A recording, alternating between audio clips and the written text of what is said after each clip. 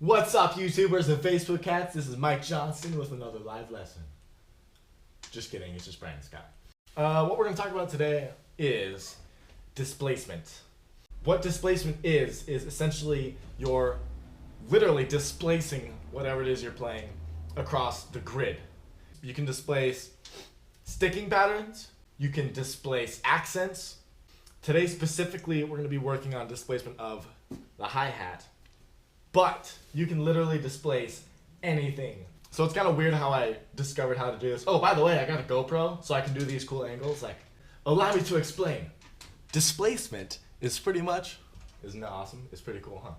Anyway, I'm going to explain to you how I discovered displacement of the hi-hat.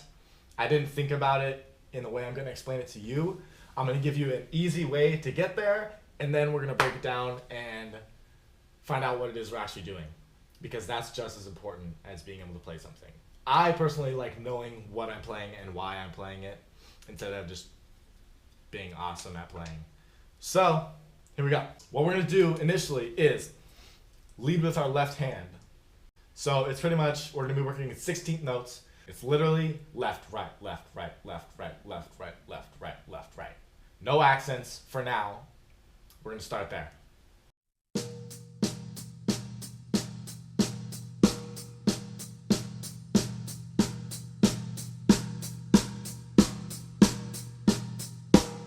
That's all it is for now.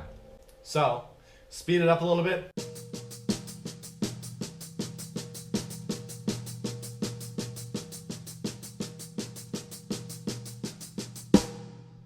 Now we're going to add the kick and snare accent on the 1, 2, the 3, and the 4. So kick on 1 and 3, snare 2 and 4.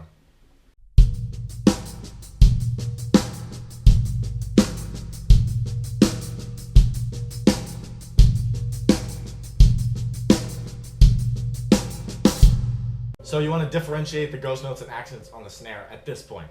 So you want to be able to hear the accents and feel the ghost notes. Next and final thing, pretty much what we're going to do is, we're going to alternate the accents and ghost notes on the hi-hat. So instead of being all accents, it's going to be... And that is what's going to give the weird displacement feel. That's what's going to make the audience be like, what the heck's he doing? But really, you're just alternating. So this is the complete group.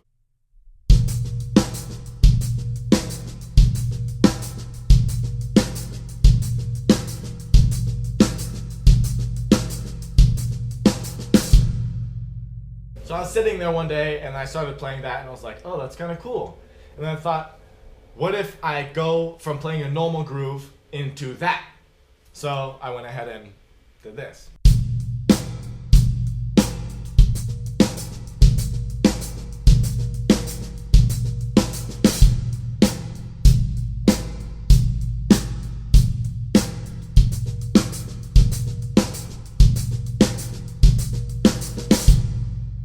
So that's how I figured it out. And I was like, whoa, that's awesome. Then I decided to dig deep and find out what was actually going on. So this is where I teach you what exactly is going on. Let's get started. A lot of people consider displacement a very complex idea. It's not really that complex. Allow me to explain what displacement is you're literally displacing what it is that you're playing across the grid. If you're unfamiliar with what a grid is, check it out here. Hopefully this works. I think I'm gonna like draw it out in iMovie and then you'll see. If we're playing a pattern in 16th notes, if we're playing a hi-hat pattern in 16th notes to be specific, and we're accenting the downbeat, we have an accent on the 1, the 2, the 3, and the 4. I'm literally going to displace the hi-hat accent from the 1, the 2, the 3, and the 4 over to the E. I'm literally going to push it over, bloop, to the E. Now, I'm going to push it over again to the and. And then I'm going to push it over again to the Now check this out. You may think, oh, what happens to the notes on the end when you displace them? Do they just like fall off? No, pretty much when you displace it, the notes on the end we'll come back around to the beginning. So that would be in the case of if we were displacing, let's say, a paradiddle. Right, left, right, left, left. Right? If we're displacing a paradiddle pattern, and I scoot it over, that last left is going to scoot it over here, right in front of the right. That's literally what we're doing. We're pushing it. Hey, or you can even like back it up. You can displace backwards. It doesn't have to be pushing anything forward, but I feel like displacing is a good exercise for ear training, dynamic control. If you're accenting and ghost notes and stuff like that, if you're displacing them, you'll play certain things that you never ever would have thought of playing before. So, let's get into it. So, what we're going to do first is initially displace our hi-hat. So we're going to be working in 16 notes again. You're going to be playing 16th notes on the hi-hat over a normal groove. Kick and snare on 2 and 4. So we got this.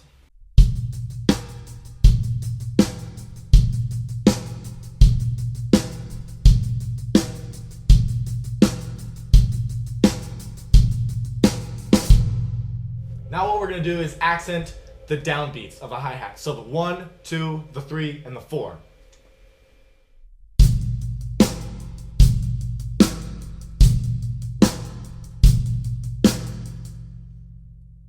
Now we're going to displace the accent across the grid on the hi-hat. So at this point we're going to accent the E. So we're going to shift it over 1. All the accents are going to shift over 1 16th notes. So it's going to be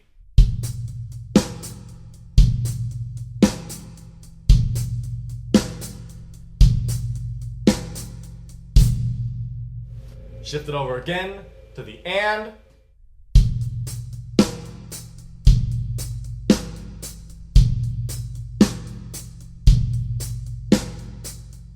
And then lastly, we're going to shift it to the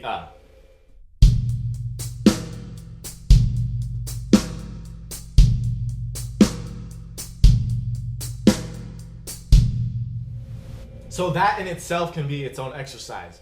So you can go along shifting the accents across the grid.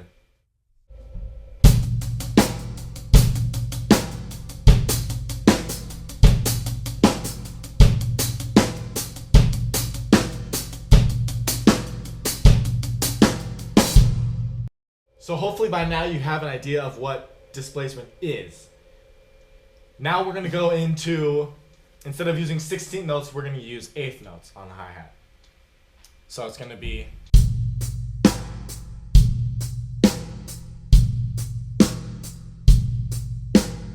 one and 2 and 3 and 4 and.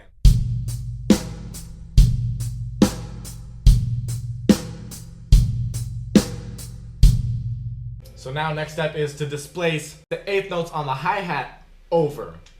So it's going to be on the E and the So it's going to be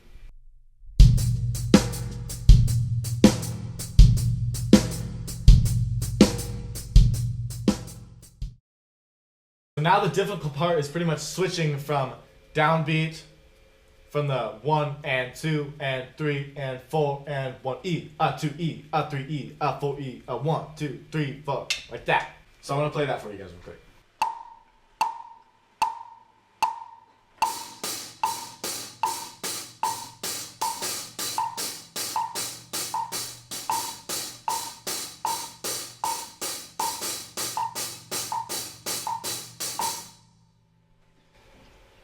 So that's an easy way to get from the downbeats to the upbeats is you have to add a double on the downbeat, and that'll flip the sticking around.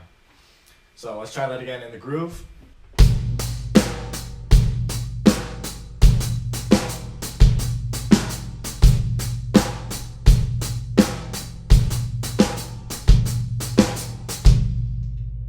Now what we're going to do is accent and ghost note patterns with the hi-hat. So accent, ghost, 1 and 2 and 3 and 4 and then displace it a 16th note. So we're going to add that double in there in order to flip the sticking, push it over a 16th note.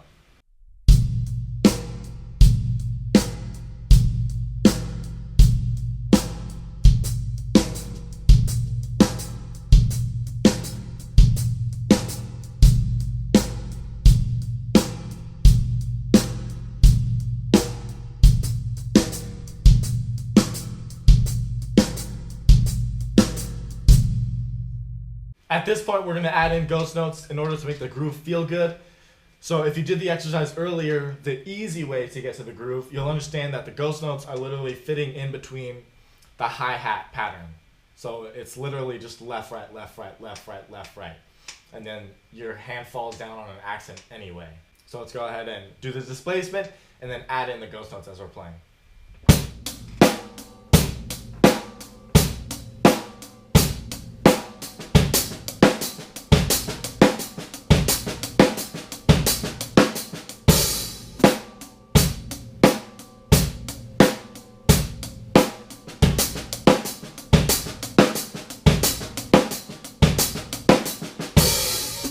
For this final exercise, we're going to keep the kick on 1 and 3, we're going to keep the snare on 2 and 4, and we're going to displace the accent ghost hi-hat pattern across the grid.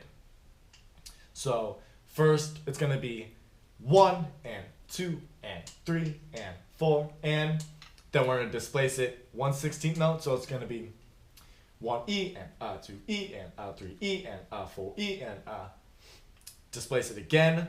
So it's going to be 1 and 2 and 3 and 4 and then displace it again so the accent is on the 1 E and 2 E and 3 E and 4 E and 1.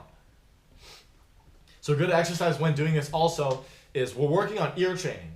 This is probably something that some of you may have never heard before. So even talking, speaking it out, saying the accent pattern out loud will help you internalize. If you can hear it, you can say it, then it helps you more understand how to play it and be comfortable with playing it. So even an exercise, if you're driving, just go 1 and 2 E and 3 E and 4 E and 1 E and 2 E and 3 E and 4 E and 1 E and 2 E and 3 E and 4 E and 1 E and 2 E and 3 E and 4 E and 1.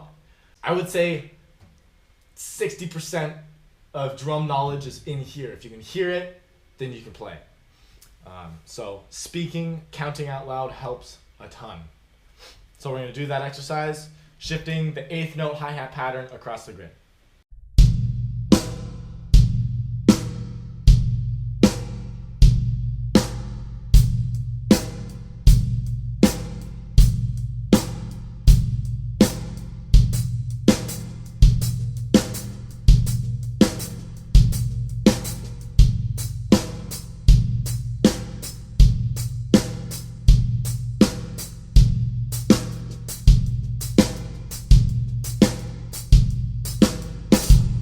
So I hope you guys enjoyed this pretty quick lesson on displacing a hi-hat.